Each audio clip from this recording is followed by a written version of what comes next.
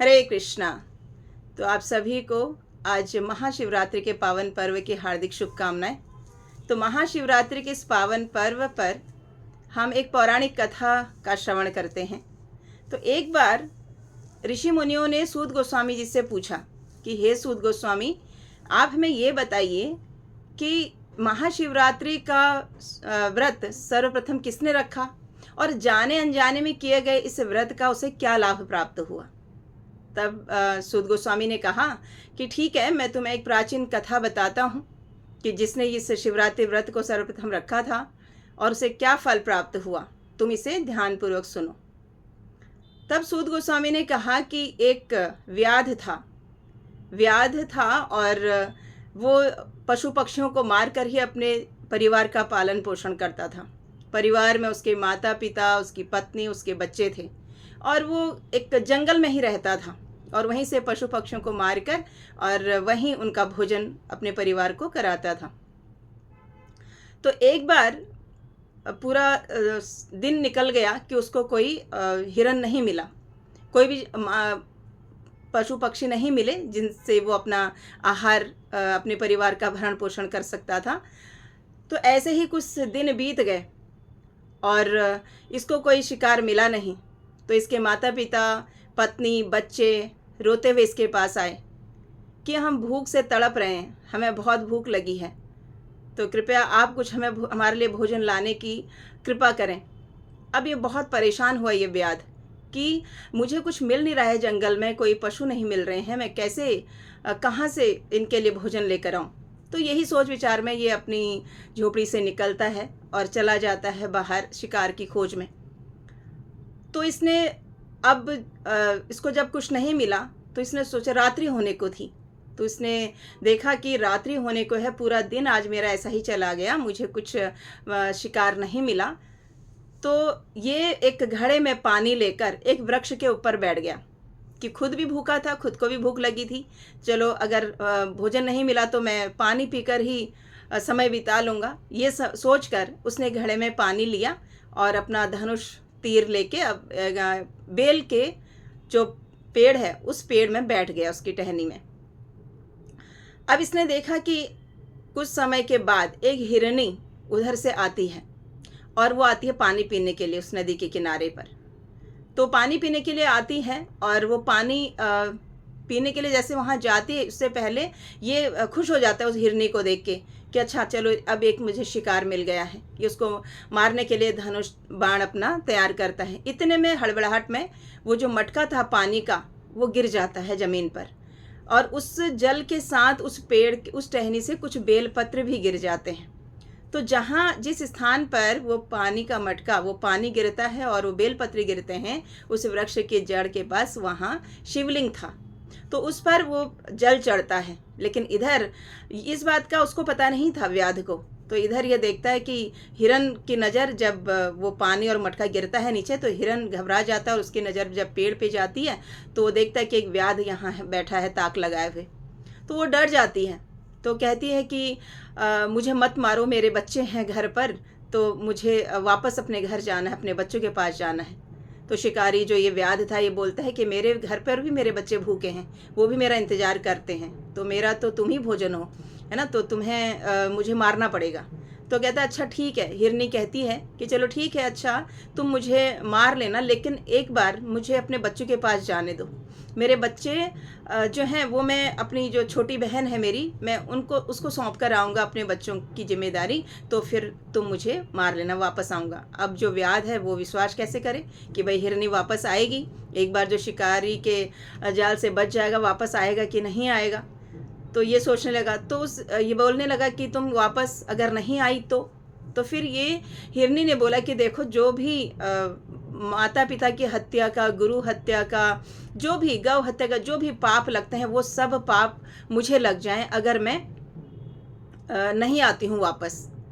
तो इस प्रकार से ये कहकर तो फिर व्याध जो होता है वो उसको जाने देता है। अब ये जब ये हिरनी घर जाती है ये अपने बच्चों के पास जा रही होती है। तो इतने में घर ये देर से पहुंचती है, तो इसके घर से जो छोटी बहन थी वो वापस आती है इसको ढूंढने के लिए। इस अपनी बड़ी बहन को खोजते खोजते वो भी उस नदी के किनारे पर पहुंच जाती है, और जल पीने के लिए जैसे ही वहाँ पर वो जाती है तो उसके ये शिकारी देखकर उसको भी ऐसे ही प्रसन्न हो जाता है, और उसको मारने के लिए अपना तीर कमान जो है वो तैयार करता है। उसी तरीके से फिर से वो मटका और उसमें बेलपत्र के वो जल के साथ फिर से उस शिवलिंग पर चढ़ जाते हैं। तो ये इससे भी वही बात करता है कि आओ तुम्हें मैं मारूंगा, मेरे बच्चों का, मेरे परिवार का भोजन हो तुम। तो इधर ये जो हिरनी थी दूसरी वाली, तो वो कहती कि नहीं नहीं देखो, मेरी बहन अभी तक घर नहीं पहुंची, उसके छोटे बच्चे हैं और उनकी जिम्मेदारी भी मेरे ऊपर है, तो मैं एक बार इनकी जिम्मेदारी उनके पिता को सौंप कर आऊँ तो फिर तुम मुझे मार लेना। तो फिर व्याध सोचता है कि अरे तुम वापस आओगी कि नहीं आओगी फिर, है ना। तो ये जो हिरनी थी वो कहती नहीं, मैं ज़रूर वापस आऊँगी, मुझे तुम जो भी श्राप देना चाहो, जो भी मुझे पाप लगे वो होते हैं वो सारे मुझे लग जाएं अगर मैं वापस नहीं आई तो उसको भी जाने देता है।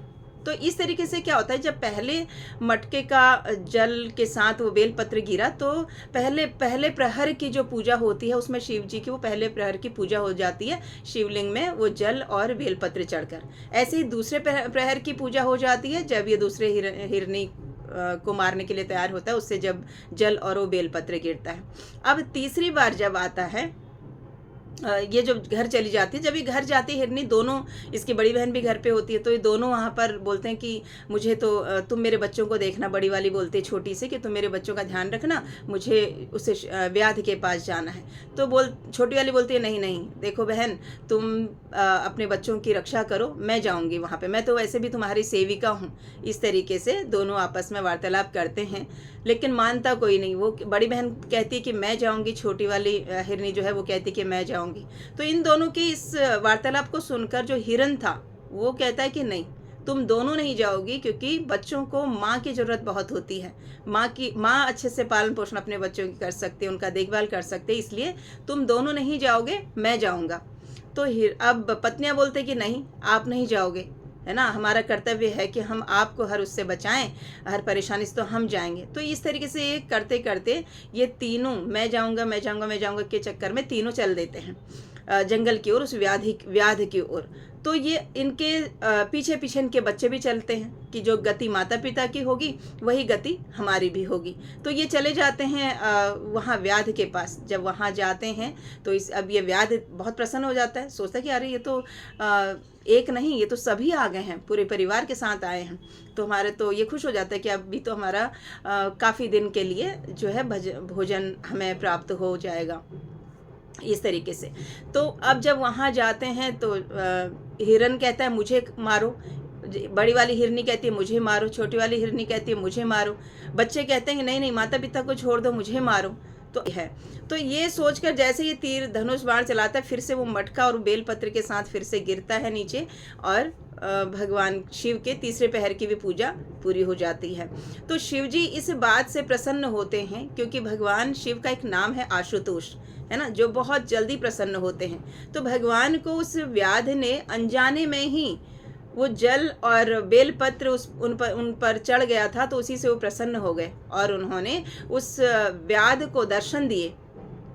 उसको दर्शन देकर कहा कि तुम क्या करोगे, एक राज्य तुम्हें देता हूँ। उसका नाम उन्होंने रखा गुह्यर नाम उसका रखा, और उनको बताया कि तुम्हें एक सुंगवेरपुर नामक एक राज्य प्रदान करता हूँ, तुम वहाँ के राजा बनो, तुम्हारा जो परिवार है वो बढ़ोतरी होगी उसमें, और तुम अच्छे से वहाँ पे राज्य करो और भक्ति करो, और तुम्हारी भक्ति से मेरे प्रभु श्री राम एक दिन तुम्हें दर्शन देंगे, तुमसे वो मित्रता करेंगे। तो इस प्रकार जो शिव जी का वो अलौकिक दर्शन उस व्याध को प्राप्त हुआ, और उन सभी जो हिरनी की पत्नियाँ उसके बच्चे थे, उन सब ने शिव जी का उस अलौकिक उस दर्शन किया उन्होंने, और वो उससे उस दिव्य धाम को प्राप्त किया। तो यहाँ जो व्याध था, इस व्याध को भी ऐसे एक राज्य, एक नगर प्रदान किया शिव जी ने, और उसको आशीर्वाद दिया कि तुमने अनजाने में ही किया था, चाहे अनजाने में हो या जानबूझकर हो, आपने जल और बेलपत्र मुझ पर चढ़ाए थे, तो इससे क्या होगा, मेरे परम आराध्य भगवान श्री राम तुमसे मित्रता करने के लिए आएंगे और तभी तुम मोक्ष को प्राप्त करोगे। तो इस प्रकार ये शिवरात्रि की जो कथा है वो पूरी होती है। आशा करती हूँ आप सबको पसंद आएगी। हरे कृष्णा।